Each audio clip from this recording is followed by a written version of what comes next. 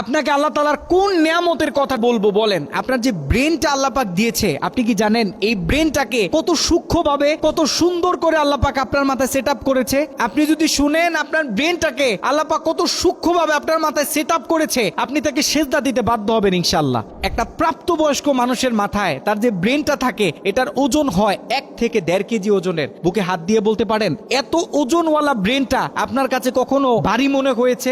আমাদের ব্রেন তো আমরা 20-25-50 গ্রামের বেশি ওজন অনুভবই করি না। কেন অনুভব করি না শোনেন, প্রত্যেকটা মানুষের মাথায় আল্লাহ পাক সেরেব্রোস্পাইনাল নামক একটা ফ্লুইড দিয়েছে, তরল জাতীয় জিনিস, যেটার উপরে আমাদের ব্রেনটা ভেসে থাকে। আমরা জানি পানির উপরে যদি কোনো বস্তুকে ভাসিয়ে রাখা হয়, তাহলে ওই বস্তুর যে আসল ওজন এটা অনেক অংশে কম অনুভব হয়। দেখেন আল্লাহ পাকের কত সুন্দর সৃষ্টি, আমাদের ব্রেনটাকেও আল্লাহ পাক তরলের উপরে ভাসিয়ে রেখেছেন, যার কারণে ব্রেনের ওজনটা আমরা অনুভব করতে পারি না। সুবহানাল্লাহ। বর্তমান মেডিকেল সায়েন্স বলে যারা মূলত 5 ওয়াক্ত নামাজ আদায় করে, যখন তারা সিজদা দেয় সেরেব্রোস্পাইনাল যে ফ্লুইড আছে এটা সামনের দিকে চলে আসে, তখন আমাদের যে মস্তিষ্ক এটা একটা মাসাজ পায়, মস্তিষ্কে রক্ত সঞ্চালনটা বৃদ্ধি পায়, মানুষ একটা মানসিক শান্তি অনুভব করে। সুবহানাল্লাহ। মেডিকেল সায়েন্স বলে যারা 5 ওয়াক্ত নামাজ পড়ে তাদের উপর থেকে ব্রেন স্ট্রোকের যে একটা ঝুঁকি এটা কমে 100 থেকে 30-32% চলে আসে। সুবহানাল্লাহ। নামাজে কত বারাকা, আল্লাহ পাকের ইবাদতে কত বারাকা আল্লাহ পাক দিয়ে রেখেছেন। সুবহানাল্লাহ। কিন্তু আমরা তো তার নিয়ামতগুলো বুঝতে চাই না। আল্লাহ পাক তো আপনাকে আমাকে চ্যালেঞ্জ ছুড়ে দিয়েছে।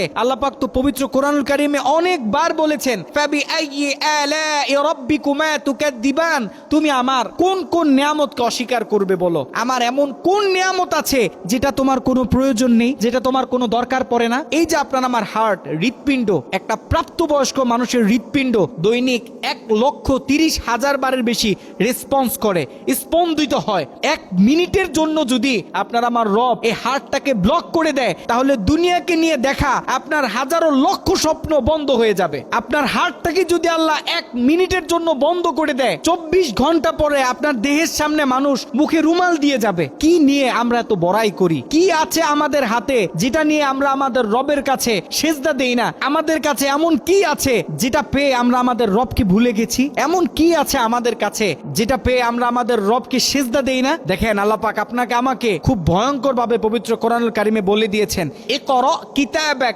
কাফা বিনাফসিকাল ইয়াউমা আলাইকা হাসিবা। কিয়ামতের ময়দানে তোমার আমলনামাকে কিন্তু তোমাকে পড়তে হবে। কিয়ামতের মাঠের হাজারো লক্ষ মানুষের সামনে দাঁড়িয়ে দাঁড়িয়ে তোমাকে কিন্তু তোমার আমলনামা পড়তে হবে। দেখেন আপনি আর আমি যত ভুল করি, আপনি আর আমি যত অন্যায় করি, এটা আল্লাহ পাকের কাছে কিছুই না। আল্লাহ পাক তো আপনাকে আমাকে পবিত্র কোরআনুল কারীমে বলে দিয়েছেন, লা তাকনাতু মির রাহমাতিল্লাহ, তুমি যতই গুনাহ করো, তুমি যতই ভুল করো, দিন শেষে তুমি যদি আমাকে সেজদা দাও, আমি তোমাকে মাফ করে দিব।